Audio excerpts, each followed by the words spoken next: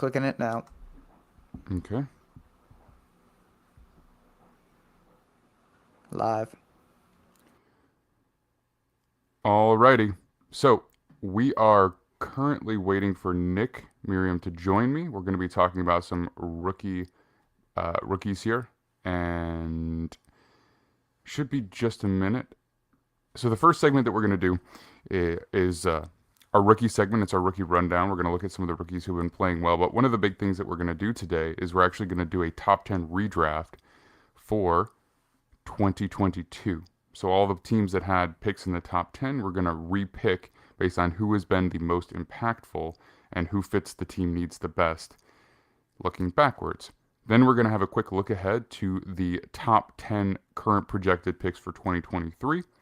And after that, about halfway through the show, Owen McCullor is going to join us and we are going to talk about some 2023 prospects. We've got some guys on the docket that we'd like to have some conversations about. There were a ton of really, really big college football games this weekend. So we want to make sure that we go through them and talk about what the implications are for them to, be in the 2023 draft. So here's Nick Merriam. Looks like he's joining us right now. What's up, Nick? What's up?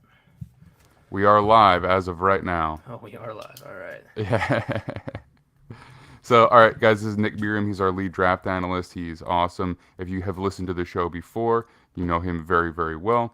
If you're new, Nick does a tremendous job. So, we're going to talk about some rookies. I was just telling everybody. And again, now we are live on YouTube. So, if you are listening along in the podcast, remember you can always find us there 4 days a week, and our rookie rundown / 2023 prospects, that's always going to be Thursday at 12:45 p.m. Eastern. So, Nick, welcome back. How you doing today, man? Doing great. Busy. Got to go up to Syracuse this past weekend, which has set me back a little bit. Not only did it make last week tough, it's made this week tough. But I got to go up and unfortunately my rugby team lost. But Syracuse football 6-0, and hopefully that train keeps going along. Got a big test in Clemson this week, so No doubt. very exciting things for the football powerhouse that is Syracuse University. Syracuse was one of the closer schools to where I grew up, so I'm actually familiar to some degree. Obviously, always been a big time basketball program, never really known as much for their football. But all right, so the first thing that we're gonna do is do a rookie redraft. Okay, so going back to the top 10 picks last year, I really should have pulled like something up to like genuinely look at just for the prospect side of things, not necessarily for the top 10. But we have first overall the Jacksonville Jaguars, and we're kind of going to talk through this together. So, I mean, do you feel like they are going in another direction? Do you feel like there's another edge rusher that would have been better off? Do you feel like there's another player who's doesn't matter, the position is just too good to pass up? Well, I was a Hutchinson top prospect guy, but I think we have made it clear on the show that at least I have, that I believe so far this year, like that one of the evaluations from a lot of people in this draft was perhaps jumping on these edge rushers a little bit too much, just because of what they showed at the end of their time as college players. When you had more of a consistent level of production from the corners, and I think corners teams avoid picking them high because it's a much harder position to draft or and to evaluate and find good players with. But I think it's very clear right now that if you were to go back and you're Jacksonville, at least right now, the way the Jaguars are playing, I think they, especially in today's league where everyone just kind of seems equal outside of three teams. If you want to compete right now as a Jags, you would have rather taken Sauce Gardner with that number one pick. Because there's an argument I think right now you can make that Sauce Gardner has been the best player in the secondary of any team in the NFL right now so far this year. And it's week to week. I saw somebody say that this guy hasn't been tested yet. Are we certain about that? I mean, this guy has gone up against Tyreek Hill and Jalen Waddle in a week where, yes, Skylar Thompson was the quarterback. This week against Green Bay, sure, not great receivers, but it's Aaron Rodgers. They played against the Page. They haven't played the Patriots yet. I know they played You're the Jets guy. Who have they played? I know looking at this, They played the Ravens. They They played the played the Ravens. Browns. So he's They got had Amari he's had Cooper. Rashad Bateman, Amari Cooper. Um, he's had okay. So the week 2. He's played all the Pittsburgh guys. All the Played Pittsburgh guys. Um, um, Jamar Chase. Jamar Chase. There you go. That was the other big one. So he's had matchups against good receivers, and to this point, I think he's won every single one of them. Like, and is a big part of why this Jets defense has played, I would say, well in almost every game they've had. I know they gave up 27 points to Cincinnati. The Bengals kind of had a couple of big plays in that game that led them. That's a little inconsistent, but they were able to pull out some points in that game. They did force some field goals in the red zone. Really, the Cleveland game was the only game. And in that matchup, I think it was a lot of just Nick Chubb pounding the ball and then play action from Jacoby Brissett. The past Hmm. few weeks, it's been shut down. And if you were questioning what they did against Miami because of the quarterback injuries, this week against Green Bay was a big sign, I think, of things to come. It was a clinic. And the Packers could not do anything. And I think it's partially a problem with their offense that they've had an issue when they get down in games having to go spread out the football and throw the ball, do dropbacks and normal passing offense when you have to come back from a deficit. The Jets got up early, and you can credit their defense, special teams to that. But there's another reason beyond just the fact that Green Bay's offense is struggling, that they were just unable to score more than 10 points at home against a team who I think has good young talent in the Jets. But we're not looking at that defense this year and going, oh, they're going to be able to like limit the Packers to doing much of anything the entire game. And Hmm. generally, when something like that happens, it has to give hold to, yes, high end talent throughout your roster, or just one or two players, like in the case of the Rams when they've played well, that have been dominant. And to this point, Sauce Gardner has been just a guaranteed. You're not going to get big plays out of your number one receiver every week. Yeah, look, I mean, it's mildly disappointing in the sense that the Jets have 2 picks in the top 10 and they're not going to get him now. But look, I can't disagree with you. He's been amazing. It's been very complimentary with the defensive line, but it's allowed them to be exceptionally aggressive as well. They've had good play at their other corner position. So again, that gives you some confidence. But the reality is that Sauce Gardner's his change of direction for his size is ridiculous. And I remember. So I did defensive rookies with Max Chadwick before the season. We had a talk about it, and we talked about his change of direction for his size. It's unreal. It really is, and he's just showing that on an NFL field now as well. So we got to move on to some other picks here. But like you said, everything there is to say. He's an incredible player. I feel very, very lucky that the teams who we're about to talk about decided not to take him in the actual draft. All right. The Detroit Lions at number 2, they took Aiden Hutchinson. I don't think it's been disappointing necessarily because he's been a good player, but there have been some awesome players that I think that retroactively we would go for. Who do you have in mind for this at number 2? So I think I'd still go Hutchinson, honestly. Okay. There are a lot of Lions fans, I think. Well, maybe not a lot because I think the hometown people are still in with their Michigan boy. But I know some Lions people who are maybe a little disappointed by the start with Hutchinson. I just have an expectation that he eventually is going to produce more than we've seen to this point. Um, they've just been injured, and I think it's difficult to evaluate this Lions team to this point because they have had issues depth defensively all year long, and because of that, they've decided they're going to play just inordinate amounts of cover zero blitz, which just is not today's league. Um, Hmm. and I think it's warped that team to a point where they're worse than they should be because of the injuries, and I don't know how to evaluate them. Hutchinson has shown some flashes. It's not what you want from your number 2 overall pick right off the bat, but then again, like I don't know how we can evaluate anything over there in Detroit because I don't think that's a 1-5 team. I think statistically through like 3 games we're like, oh, this might be a playoff team. Like they're scoring a lot of points. They're making enough plays defensively to keep themselves in games. Probably should have beaten Minnesota. Had some unfortunate bounces in that game. And it's literally every player on that team is injured. Like they are playing their preseason backups right now. Yeah, this is a tough one. I think I hear you, and I think you could make a real case that they should be looking at another defensive position, perhaps like Derek Stingley Jr. because knowing what other ammunition they have on the back end, whether they trade up or not, and knowing how loaded of a class this is at edge, maybe it would be wise to go to another position and then circle back to edge where we've had some impact players. I know it's a lot of second guessing, so we'll roll through this redraft with your pick, but I think that you could make an argument that another player might be best off there. All right, Houston. I don't know. Who else would you go with Stingley here then? I mean, Travon Walker's still on the board. He's the only, shake-up so far. Yeah, and I'd stick with Stingley. Again, this is a team that we knew wasn't very talented coming into the year, and I think defensively they've punched above their weight to a degree, and part of that is Stingley's play. Haven't seen it every week, but there are flashes of why you took this guy third overall. And unlike Sauce Gardner, there's more of a man orientation to his play, which again, there's less man coverage in today's league, so the Texans had to kind of switch up the way they run that Tampa 2 defense so that you could use him more in kind of those one-on-one situations. But as soon as they've done that, Stingley has definitely helped them out.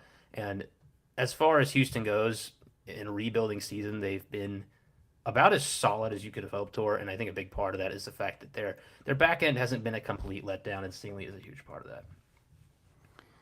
Yeah, no, I agree with you. I think he's playing well. I think he was a worthwhile pick. I still have concerns about injuries just because of his background, but obviously hasn't been a problem so far as a pro.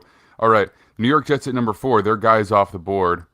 Again, they have a ton of picks. They've got another one at 10. They've got 2 in the top 40.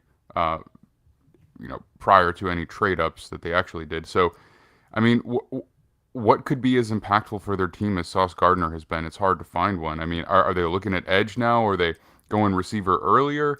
Are they looking at tackle because we know that that's been a problem for them? I mean, if you're at number 4 here and you're at number 10 and there isn't a corner who's going to do what Sauce does for you, do you look at tackle and then circle back to a deep wide receiver class because we've had some impactful guys in the top 10? What do you think? There's not really a tackle at this point that I feel comfortable with taking. I know there are prospects, and we're probably going to end up having one of the top 10, but these guys haven't really flashed what we've expected from them yet, which is kind of expected with tackle prospects. They take a little longer to develop. I think the safe pick here for them is Travon Walker. You end up taking the edge player who has flashed some brilliance with his athleticism. I would consider receiver here. I think the reason I would end up going with Walker is just I think so many receivers have performed well to this point that if we're legitimately saying, okay, we toss all these players back in a bin and we redraft them, that they feel comfortable about what receivers will be available with the 10th pick. And so I would bet on, still at this point, Walker's traits, and I would take him with the 4th pick. So you'd still take him even though we've seen some flashes from Kayvon Thibodeau as well. You're still in on the traits from Walker. Yeah, and I was much higher on Thibodeau than Walker, and I think we've seen more from Walker than Thibodeau. Because, quite frankly, the Giants' defense has helped out their pass rush a lot with some of their play. Martindale's doing a great job. Jacksonville, I also think, has had some pretty good coaching. It's not quite the level of what New York's had. And we've kind of seen Walker on an island be able to produce pretty consistently. At least okay. game to game. Not that was a little faster than intended. Okay. What's up, Owen? Hey, what's up? All right, Owen's now live with us. It also sounds like your headphones are possibly not plugged in, Owen. I'm getting feedback from you. They were pretty loud. Give me a second. Is that making it any better? Why don't you hop off so we can continue with what we're doing, and Noah, when Owen hops back in, let him chill in the lobby until we get to the prospect section, okay? Gotcha. All right. All right. Word. We're getting off. We have to pick up the pace a little bit because we're going to get to like pick 6 and be out of time. So, okay, so I got you. All right, we'll go with Travon Walker at pick number 4. The Giants at pick number 5. That is where Kayvon Thibodeau originally went. Is that what we're doing? Yeah. Are they happy with what they've done? Are they happy with the final outcome based on who's still there? We'll stick with Thibodeau. Late start to his career because of injuries. He's trending upward, and I think has been impactful. I think they're going to be happy about that pick going forwards. Yeah, I think so as well. And now we have the Carolina Panthers at pick 5. They took Ikem Ekwonu. You know, I don't think that's been exactly what they had hoped, but it was a relatively dysfunctional situation. Are they looking at this player again? I think there's probably been too many offensive players that have played well to go back to that well. I know offensive line is a need for them. I think based on what we've seen so far, if we're going to pick a tackle here, just because it's such a desperate need, I think Charles Cross has probably been the best of the big three. What do you think? Yeah, I think he's been better. Aquanu's actually been very solid over the past 2 weeks. He's really gotten his game together. It's again another tough team to evaluate because they are just so horrific on the offensive side of the football. I would probably go with Charles Cross because he was my tackle one in the draft. But it's close. I wouldn't be shocked here. Like, well, obviously they win Aquanu OT1. I would think they are still happy with who they've selected based on what they've seen over the past couple weeks. And I think he's still going to end up being a good player. If it's me, though, just based on my pre-draft evaluations, Charles Cross is my OT1. That's who I'm taking here.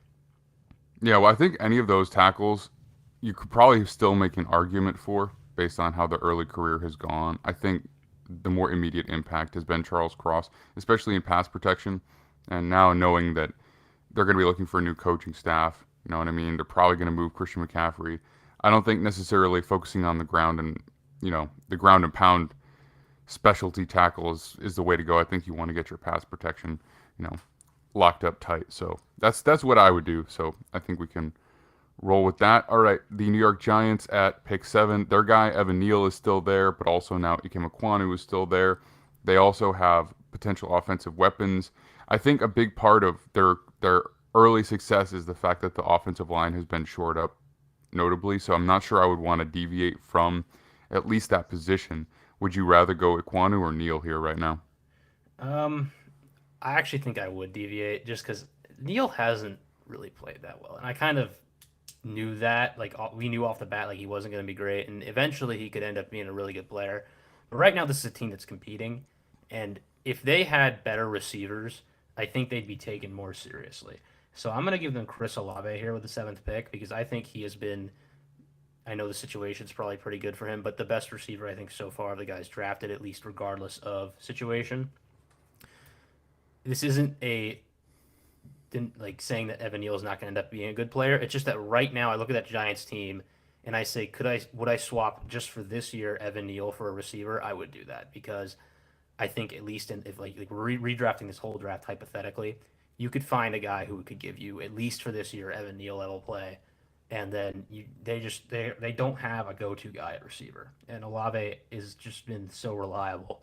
I think that could change their dynamic offensively, really give them an over-the-top element that they lack right now. Okay, all right. I'll roll with you on that. I think if you're going receiver early, I'm almost more comfortable with Drake London just because I've been impressed with what he's done so far. I think he probably fits. You know what? I'll go with Olave with you. I'll go with that because I do think it probably fits Dable's offense, Capco's offense a bit better. If you're looking for a Stephon Diggs type, that's probably closer to Olave than a Drake London. So if we're picturing recreating that, then that's a solid way to go. All right. Atlanta Falcons at pick 8. They did take Drake London. Are they happy with that pick? Their offensive line has been a lot better without having to invest a first-round pick there, so we probably can justify not taking one of those guys. So do we go Drake London, or do we look at somebody defensively? Because we talked about it last week. Drake London is basically just taking over Kyle Pitts' role. So do we just feature Kyle Pitts in the offense and take a defensive player? I mean, at this point, we still have guys like Devin Lloyd available. We still have. Who else is out there that has played well early in their career? I mean, they could potentially take Kenny Pickett here, who's shown some juice. I mean, I would say that's not an unrealistic conversation to have. Kyrie Elam has played well too. If they want to take another corner to pair up, I mean, I think not that I dislike Drake London in any way, shape, or form, but do we feel like that's the best allocation of resources for them? I do, only because when I look at this exercise, I think I'm the GM. The coach is going to do what the coaches do. And I don't expect that if we take Drake London off that team, that Kyle Pitts is actually going to step into the role that Drake London is playing right now, because he didn't really last year. He's still kind of been the Jonnu Smith of that offense, which is, again, not the role that I think he should be in, but it's where they're using him. And I do think London fits what they need offensively. And the reason this team is competing is because of their offense. Offensive line, I think they've done a great job of scheming up to be great in the run game. Same thing they did in Tennessee. They just do a really good job of coaching those guys into good zone offensive linemen. They're not really getting much more out of those guys, and their pass protection isn't great, but they've produced off of play action, which kind of protects against that. And so I think that London has been a big part of their early success. The defense is a problem, but it's not a defense that I look at and I go, okay, we're going to take one player here and it's going to make them tremendously better, you know? Okay. All right. Then Drake London it is. I'm happy with that. I love Drake London. All right. Next up, we have the Seattle Seahawks. They took Charles Cross. I mean, it's worked out for them so far. Guys that we still have on the board. We still have Evan Neal. We still have Garrett Wilson, Jameson Williams, Jordan Davis. All the guys that went directly thereafter. Our top 10 has largely been the same players. I guess Ikem Ekwonu is still available as well. Do you have somebody in mind for this pick already? Yeah, I got a curveball here. Okay. We're gonna get the guy that they took later in this draft. We're gonna take Tariq Woolen with the number 9 pick here.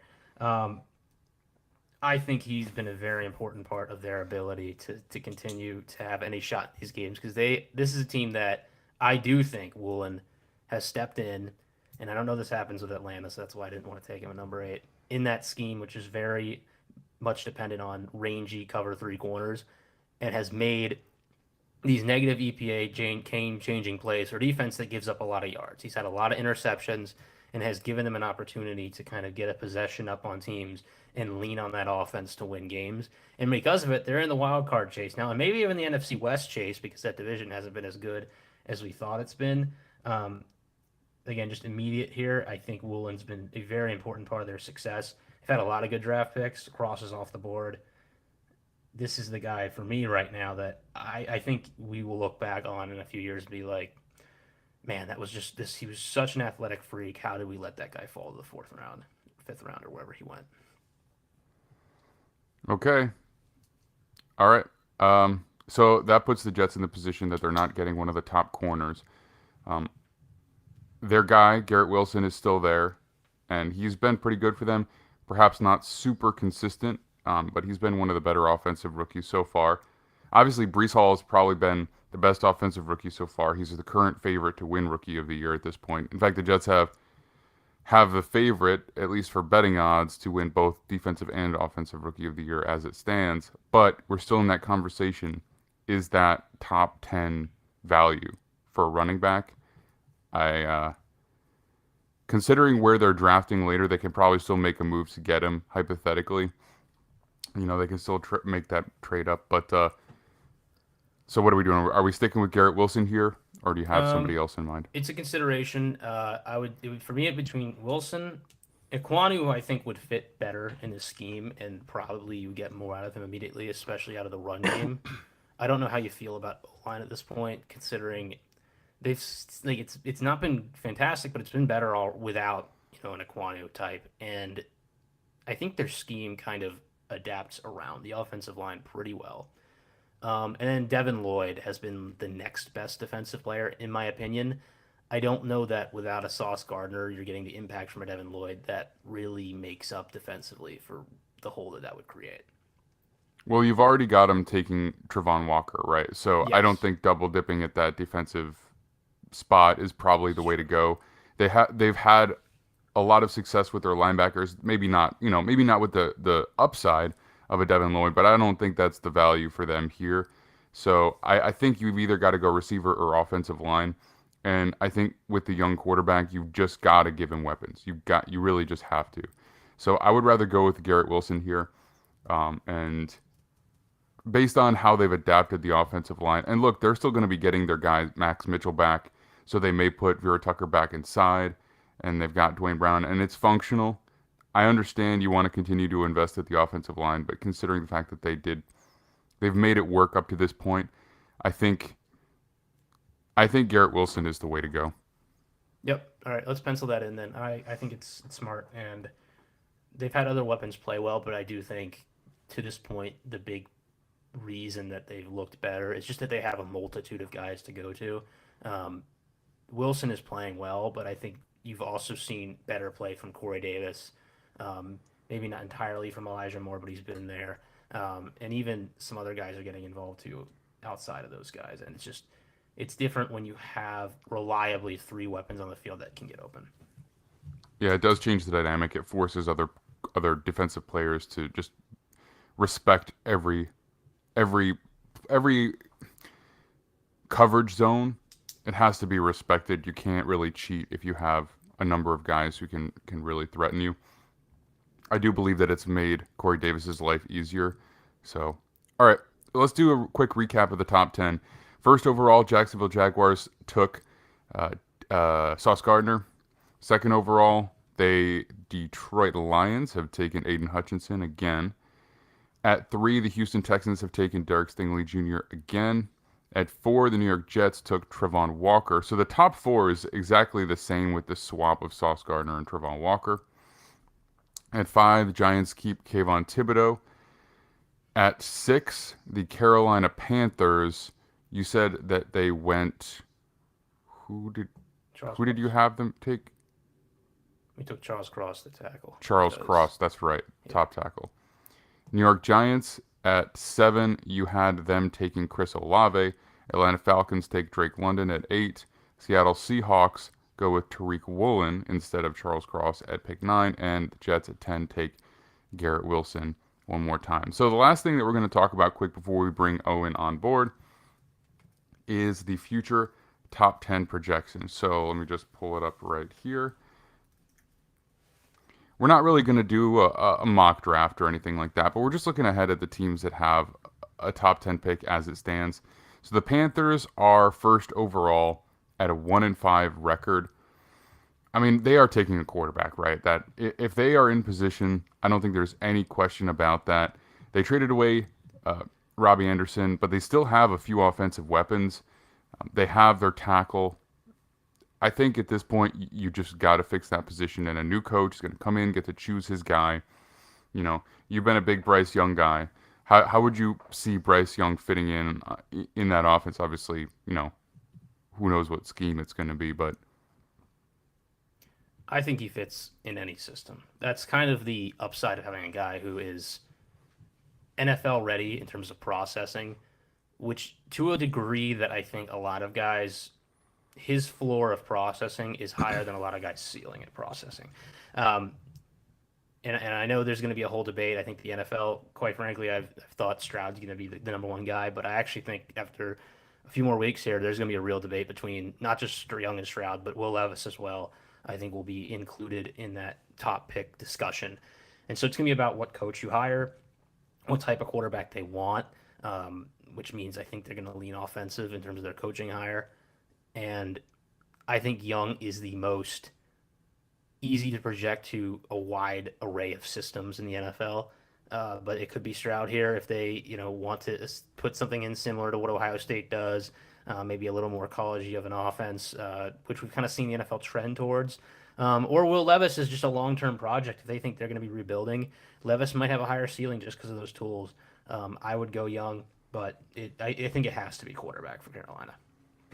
So then at 2, 3, and 4, we've got the Raiders, Lions, and Texans. Texans are 1, 3, and 1, which is what puts them at 4.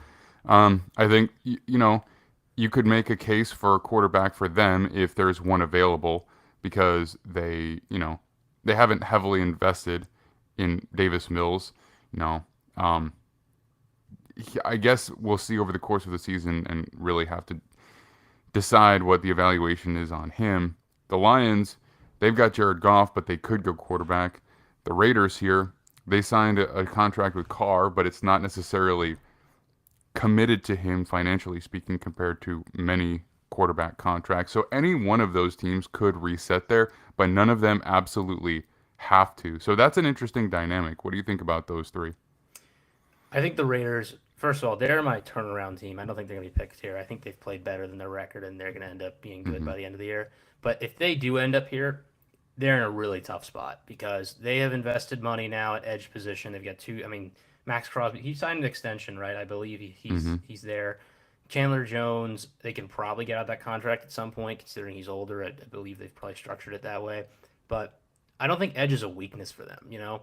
And Will Anderson is going to be prospect number one outside of quarterbacks here. So I don't know that they want to go in that direction. Could they justify taking a Jalen Carter at 2? Maybe. But I wouldn't say it's unrealistic if you end up here. If you end up here, Derek Carr's probably played pretty poor. Maybe quarterback is the direction they go. I don't know. It's an interesting discussion. I don't think they will be here, and I think I would pencil in Will Anderson just because they have Carr, but that's a tough one. And it's one of those like early season things where I don't think this is realistic that they'll actually picking 2.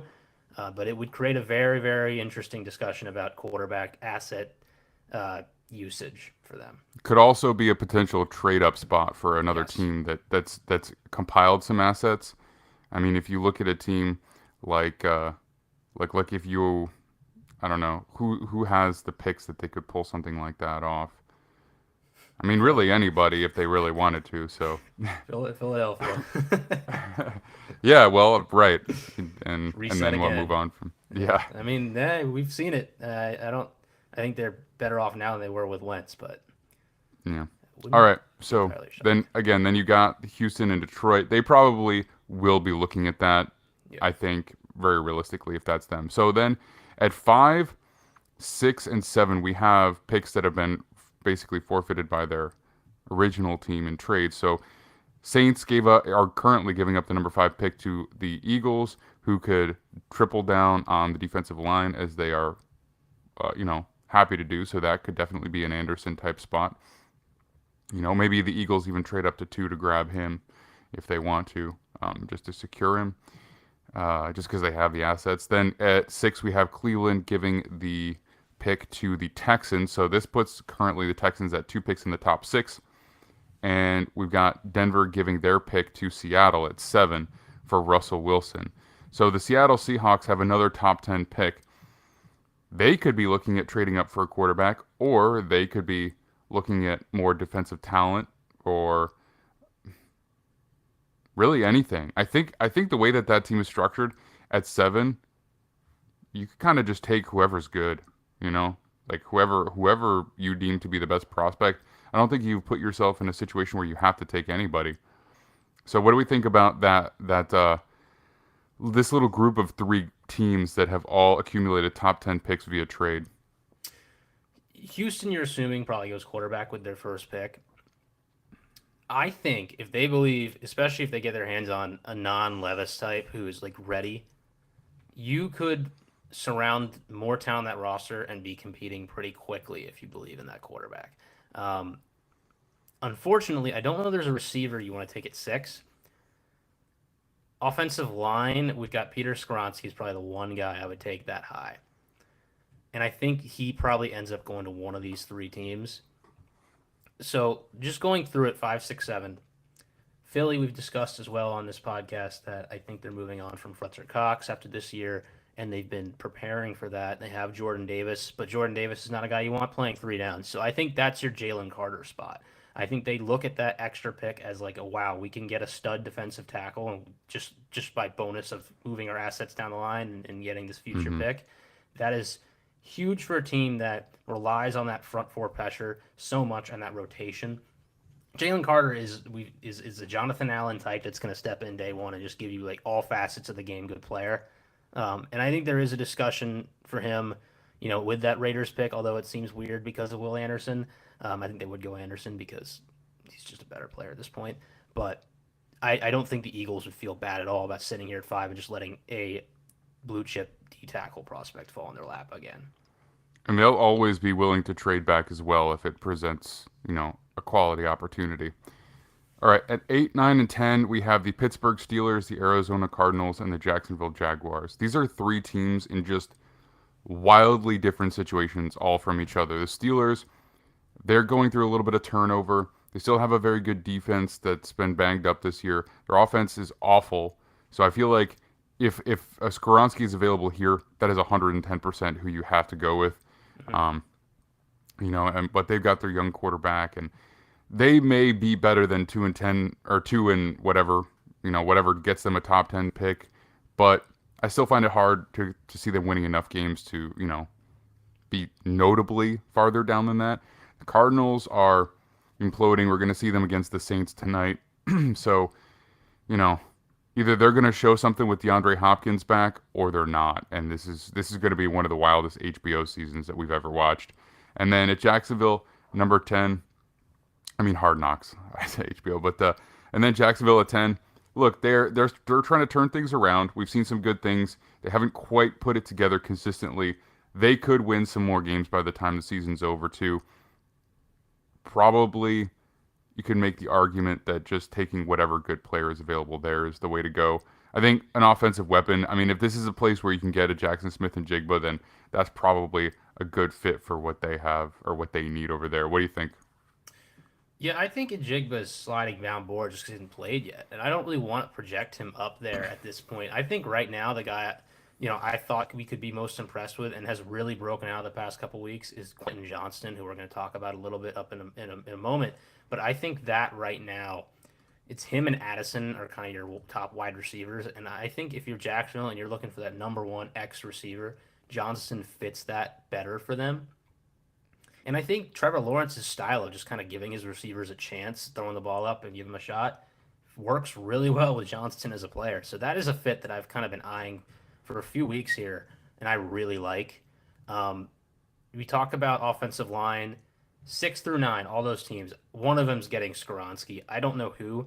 I would lean on probably more likely the Seahawks or Texans are going to go that direction just because I think he's going to be one of the top prospects here.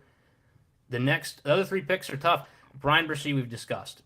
I think is one of the better players in this draft, but it's all pedigree at this point. We haven't seen enough of him play. There have been flashes of brilliance, but because there isn't clear top prospects outside of him, I don't know what position you go other than him at this point. There have been Miles Murphy has been thrown out there as another guy who probably has produced at a top 20 chip, but not a top 10 chip. He's a freak athlete. Maybe he goes in this range. There's a couple other edge guys, Tyree Wilson, Texas Tech, another very, very athletic, produced a little bit more this year, is going to test out of the gym and at the combine. Might be a guy that goes at this point. Corner class, interesting. Cam Smith, Owen and I both have corner 1. That might be where Arizona goes. They really need corner help. They've been struggling to find top corner talent for years. They went Byron Murphy in that one draft, stuck him in the slot, and then just decided to draft linebackers to the end of time. Which has gone accordingly. So I think if you're Jacksonville, you feel comfortable that if you want your pick at a wide receiver, unless Houston jumps the gun at 6, you're probably going to get your guy here. And if it's me, I'm leaning Johnston. I could see Addison, and we haven't seen Smith and Jigba yet. I'm a big fan of his. He needs to play before I give him that ability in this draft, but he certainly should be on their radar. All right. So we will continue to monitor that as things change. There will obviously be fluctuation. I projected Chicago to have a top 10 pick. They're currently, I projected them to have the top pick. They're currently at pick 11. I think that could drop down real quick. Obviously, everything's all kind of bunched up there. Washington could have a top 10 pick very easily.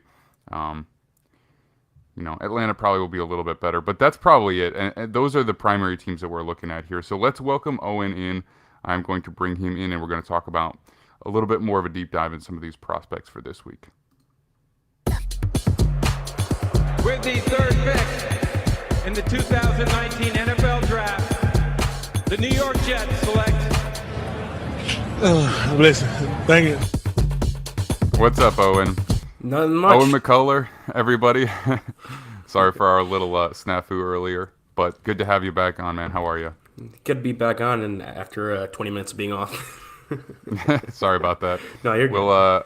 We'll be a little bit more efficient with our rookie segment next week. We'll make you chill in your little lonely lobby there. All right, guys.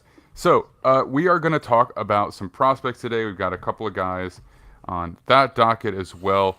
I think a great place to start is the place to start when we're talking about college football for this weekend period, and that is Alabama, Tennessee.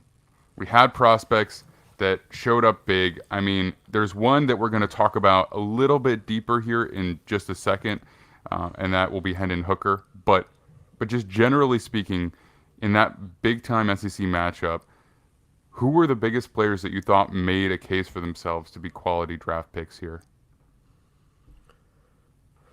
I mean, I wasn't even aware that Tennessee had a draft receiver until that game. And he had what was it, 5 touchdowns on 6 catches. So I mean, I was getting through receivers and no one really made mention of him until on the databases I was using.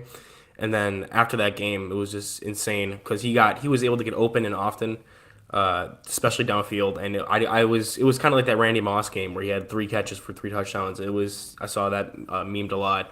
So he really, if people didn't know about him, like how I wasn't really that well aware of him for that game, people definitely have to look into him more, just because of his insane stat line. And we'll have to go back and see okay, why did we not hear about him and what did we miss on him for these past few games in the season? Tennessee's an interesting one because we're going to be discovering more prospects from them as the year goes on. They have a couple receivers between Hyatt and Cedric Tillman, I think, that we'll keep our eyes on. I don't know exactly where they fall on the boards right now because I haven't done a full deep dive. But I will say we're going to discuss Hendon Hooker in a little bit. His game was interesting. He continues to be a fun one for this year. Bryce Young is awesome. Can we look? People don't think I should be running laps today because of them losing, and I know Alabama probably has one of the best defenses in the country, and they got torched. And Jahmyr Gibbs is more support than maybe we've given him credit for. But this was Bryce Young's game to keep them in, and he alone is the reason that this was a matchup. Bryce Young doesn't play, they probably lose this game by 20 points. Is that fair? I definitely agree with you. I think he's been outstanding all season, especially in this games and in clutch games in general. Like against Texas, he really showed up real well, especially in that time where he was really able to just keep calm and drive the field down. I saw this when I was in the waiting room. I was scrolling through Instagram, and there was an Instagram account I follow called NFL Draft Geek, and he posted a picture, and it's the current Heisman Trophy leaderboard, like the odds. And currently, so I don't know if these are his rankings or his odds, but we brought up Bryce Young, and we're going to talk about Hendon Hooker in a minute. He has Hendon Hooker at 1, and he has Bryce Young all the way down at 7 behind Max Duggan of TCU, Blake Corum, Chase Brown, Drake May, CJ Stroud, and Hooker. Just wanted to see, because I know you're one of the bigger guys, bigger on Young than I've seen. Are we officially at the point where we start calling out other people's draft takes? That's the season has started now then, right? Yeah. I mean, it's week 7, right? So people are going to start putting up their I don't know if that's based on odds or if that's his personal rankings. I just know that Nick was one of the bigger Bryce Young people I've met so far.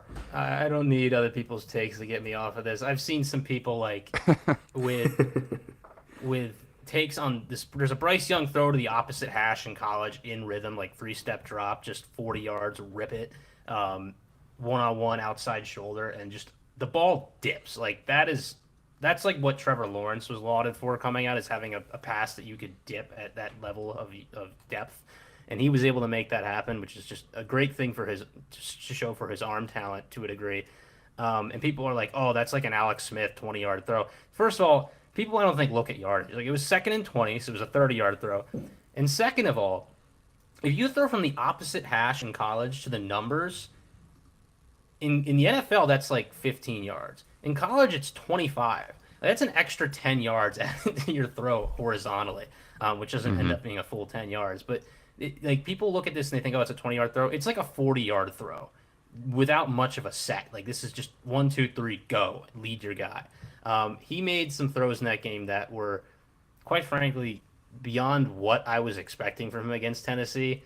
But again, it's just the eyes on the back of the head that also happen to be on the side of his head and diagonally forward and backward, because this guy has full 360 vision, not just in terms of his anticipation, but in terms of sensing pass rushers. He doesn't have to see you. He's going to make the move. And it's not like Tua, where people were like, oh, I don't know that he has the athleticism to make it work in the NFL. Like, he's barely dodging guys. He has a full, like, 4-yard cushion when he's moving away from pressure and making the moves to get away from pass rushers. And then he's finding receivers without even seeing them. He just there's like a visualization thing going on in his head where he just knows where people are. And you don't see that. You just don't. That is a trait that the best of the best have, and you can't teach it out of guys who are trying to develop. Like, you have to just have it or you don't. And Bryce Young has it.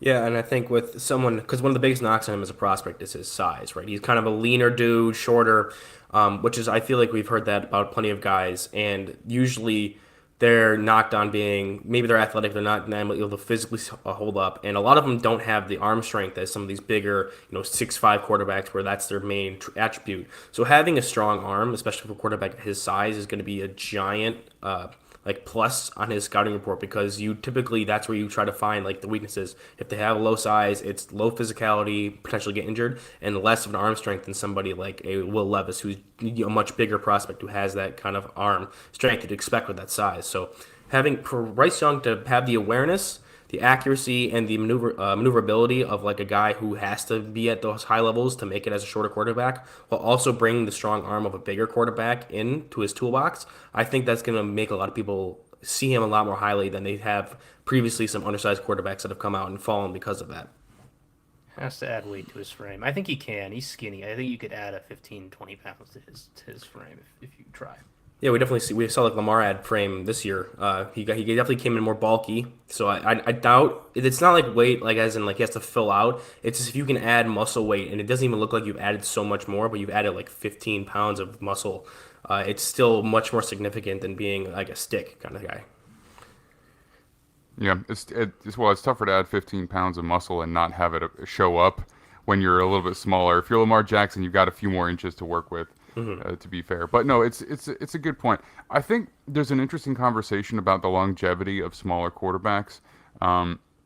We haven't seen a ton of these guys in the NFL, so we have to look at just the few we do have. I mean, we've had Drew Brees, who he played for a very long time relative to most quarterbacks, but he dropped off notably as time went on, and he really relied exclusively on accuracy and his ability to read the defense very, very quickly to be somewhat effective as time went on.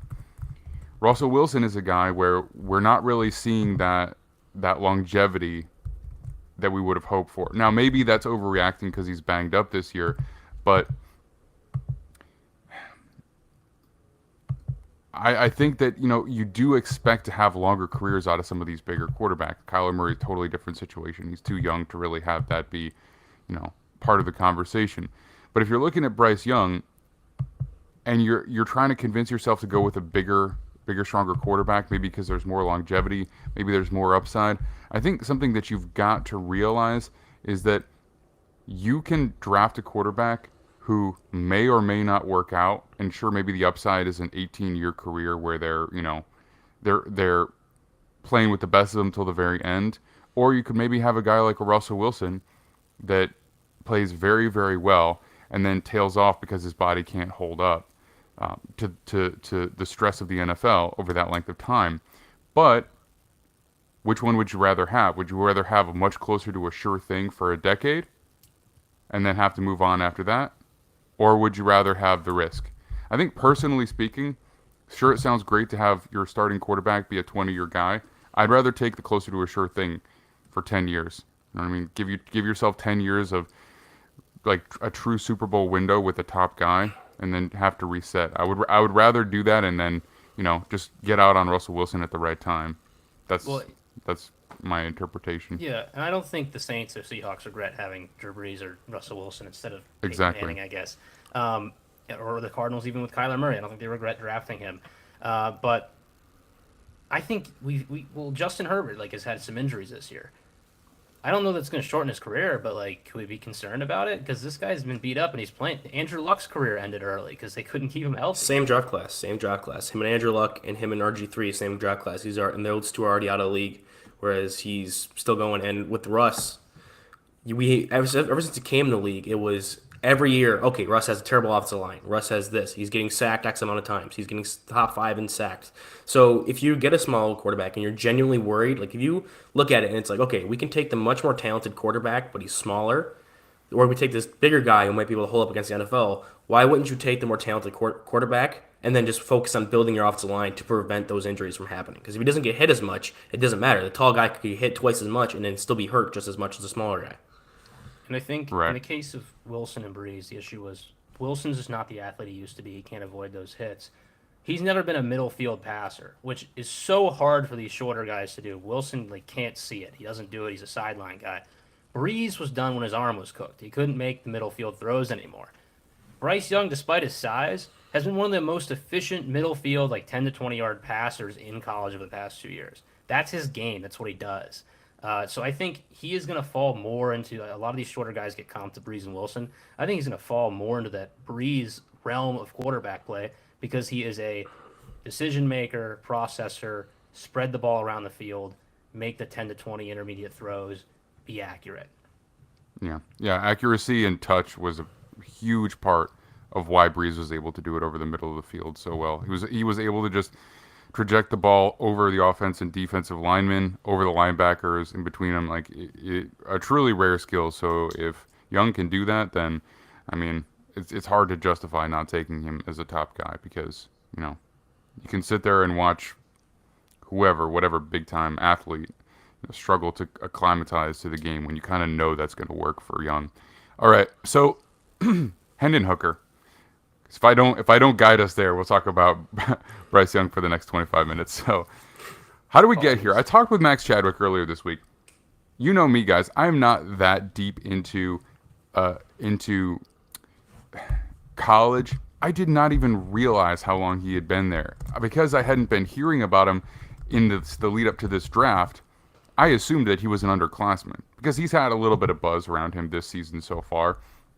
Which I've picked up on. When I had that conversation with him and I realized how old he was, I was genuinely shocked. So is he a real prospect? Is he a legitimate top first round kind of quarterback in this draft now? So that's a question I have to ask. Well, okay, so you said you didn't really realize who he was. I knew who Hendon Hooker was because I am kind of I keep my eye on the Virginia Tech Hokies a lot. They were one of my favorite teams when I first started watching college football. So he was there for a while. And if you know anything about Virginia Tech, they prioritize mobility out of their quarterbacks when they're recruiting. They always want to have those guys who can threaten to run the ball. And you can see that in their past prospects, whether it's Tyrod Taylor or Gerard Evans or Cam Newton not Cam Newton. Cam Newton was Auburn. I'm trying to remember the other one who was there at Virginia Tech. Yeah, there you go. The point I'm making is they usually prioritize their mobility, and you can see that with Hooker. For someone who didn't know this, like how you were saying, you didn't know he was an overclassman or upperclassman, and he was, I think he's a redshirt senior at this point. If you're gonna look at this game, like a lot of people who didn't know, we're gonna look at this game as like his defining game as a prospect. Like he beat Alabama. And now they're like the number 3 ranked team in the nation, right? So they're going to look at, okay, if my team drafts Hendon Hooker, my team is looking, I'm getting rumored about Hendon Hooker coming. Let's go watch that game against Alabama. How did he play? And so I haven't dug deep into a lot of his games specifically. Like I watched a lot of Tennessee, but I wasn't specifically keeping an eye on Hooker. But I did that against the for the Alabama game specifically because I knew a lot of people would be diving into his tape from that game when it comes to draft time. And yes, you can still see that those physical gifts a quarterback like Hooker will bring, where like he's got the size, he's got the mobility, he's got a decent NFL arm, he's able to physically look the part. I'm just more worried because even in this Alabama game, it was working, but he was asked to do a lot of one field, half field reads, one read, go to the check down, one read and run kind of thing. There was a play, it was, I wrote it down, 14-18 left in the third quarter. If you want to go back and watch it, they did a replay. He took his read he took the outside read and then came back across and made the check down to the running back. I think they got close to a first down, but I think it was Hyatt totally blew away the safety and the corner got behind the safety. So he could have found him for another giant touchdown, but he missed it just because that he was following one read check down. That was a lot of the game. I think the majority of these notes I put down were like another half field read, one read and go, half field read. So I'm just worried that I know we've seen it work out sometimes with like guys like Justin Herbert who are able to do these one read and go kind of guys, but he was a special talent and we knew that going into it. And we have a guy like Justin Fields who did a decent amount of half field reads at Ohio State that's kind of struggling now. And I think that he needs to either show teams that I'm a smarter quarterback and I can do more than that kind of things in the offense, or he's going to be one of those guys that gets drafted overly high and then struggles to adapt to the speed of the NFL game. So I'm a little skeptical at this point based on this one game. There's still more games to go, and if they're still in the playoff picture come January, then we'll get even more of these big games to look at. So I'm not going to fully disclose that I'm out on Hendon Hooker, but right now I have my skepticism. Yeah, I understand that. I think he has real mobility, like usable mobility at the next level, which makes him worth developing. You can put him in an offense, design some run game around him, give him some easy reads to start out and make it more advanced as you go. He's not going to be a first-round prospect because of what he talked about, and if he is, it's going to be a team like desperately trading up into the back half of the first. But also the age thing matters. Like, this is a real thing. And I see some Tennessee fans like this morning, yesterday, like, oh, he might be QB1. Like, no, just because he's older doesn't mean he's more experienced. Like, that's not how that works.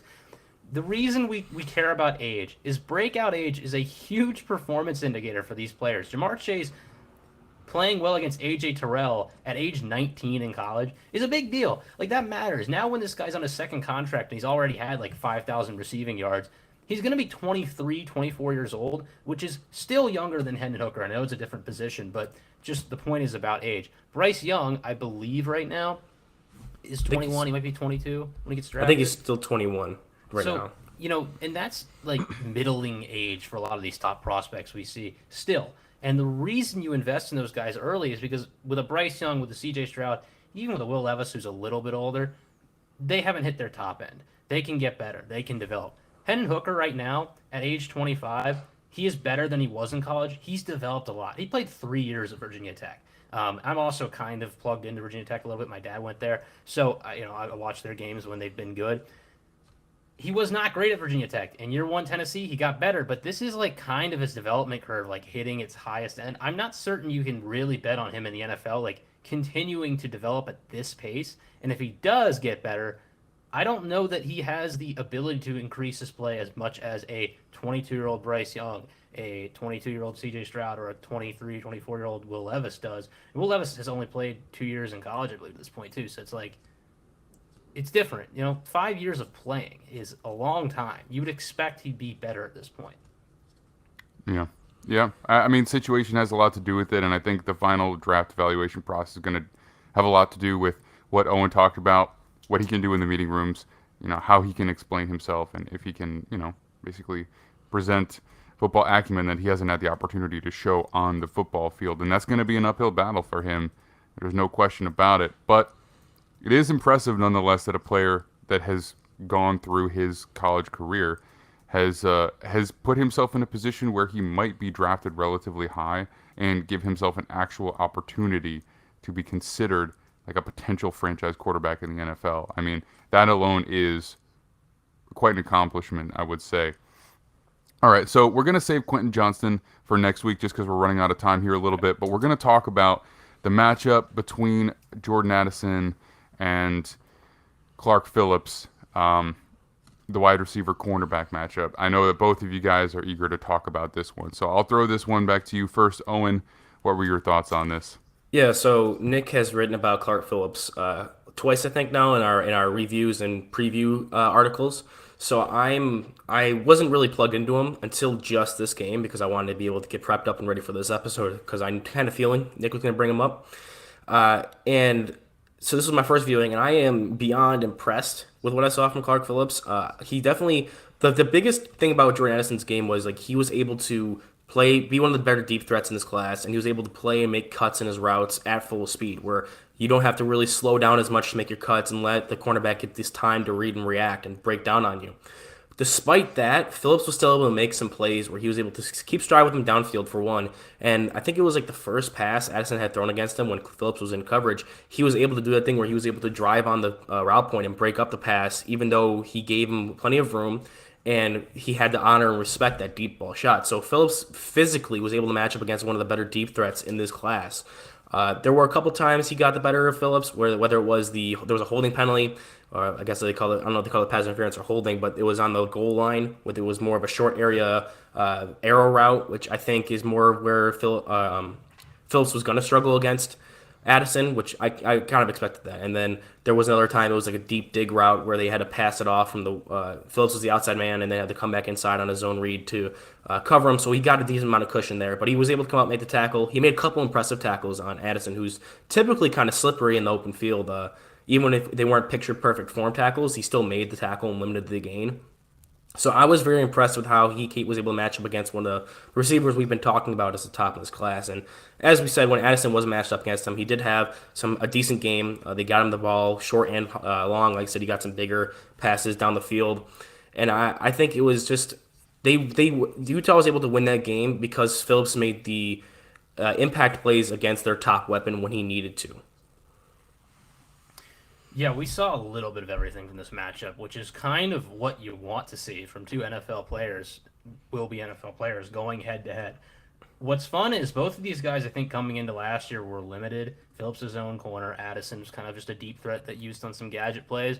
And now they're in a spot where Utah's defense becomes a more man-heavy scheme, and USC, different offense. They're doing all sorts of stuff with Addison, that we've expanded their roles, and we're seeing them kind of fully get used.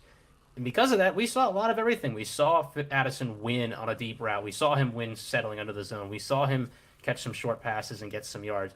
We also saw Phillips make some nice plays in zone. We saw him kind of match up with him man-to-man and keep up with, like you said, the quickly oriented routes that Addison can run due to his ability to change direction. I think Addison got the better of him on a couple of plays that did matter in this game. Overall, Utah's defense, I think, has struggled the past 2 weeks, so I wouldn't put this all on Phillips. At some point, you're going to scheme Addison open. But Utah was ultimately able to win because USC didn't make the plays late when it mattered, and Phillips put a cap on Addison. They didn't really hit the deep shot that really blew this game out. Got the long 60-yard touchdown pass. It was the longest two passes, I believe, were 20 yards. One of them was an in-cutting route underneath. Phillips was over the top, was able to make the tackle. Not a great play for him in coverage, but I think it was zone, so you can't put it all on him at all times there because they were such easy space for Williams to make that throw. And then the other one, I think we saw Addison kind of beat him, but it wasn't bad coverage. It was a great throw from Caleb Williams. And again, Phillips was there at least to prevent a touchdown. And just slowing down the USC offense and making it so that this offense that has really been able to just kind of get chunk play after chunk play and score quickly had to kind of operate 2-minute hurry up, do a bunch, 11 play drives. And Caleb Williams has struggled a little bit this year when that's happened. And because of that, I think it ultimately made a difference in this game to a Utah offense that's more used to doing it, was able to make the late plays to win. Yeah, I definitely saw parts in this game when it wasn't Phillips versus Addison. I think it was you weren't really looking at those plays as much because I knew we were talking about the matchup specifically. But Phillips, like you said, he struggles a bit in zone, and like I said, that the play you were talking about with the deep in route was that was when he was in zone, and it was kind of like an outside pass off thing, and he wasn't able to really read it and react to it in time, which is where you get that big kind of play from. There were also some times when Addison was faced up against, I don't know who the other corner is on Utah, but he definitely put some more physical presence on Addison, and I've seen he got pressed out of bounds a couple times. He wasn't really able to get off some jams, which has been my kind of issue with him. But like you said, in games against Stanford has Caillou Blue-Kelly, who's another one of the NFL potential prospects for this draft class on corner, who got some of the better of Addison like Phillips was, but he was able to break over the top of Kelly and get some big plays, and really that's what broke that game open for USC. Whereas the Utah, despite not having the greatest defense, I mean, they won in a shootout, they were able to limit the specific big plays to really let it go, get out of control. And then in those clutch moments, they were able to hole up and really not allow USC to get in field goal range in the last drive or to overall just run away with the game once after they made their comeback from the first half. I'm a little surprised you mentioned it that they didn't have Phillips follow him the whole game because Utah has really used him everywhere. Zone man, slot, outside. Even just play a little bit of safety. Like, he is not one guy in their secondary. But they didn't really have him falling at us, and he had a good number of snaps against him. I believe he did give up 3 catches. I would have to check that, Addison. I think I had like 7 on the day. But anytime you put Phillips up against anyone else, obviously he's locked down.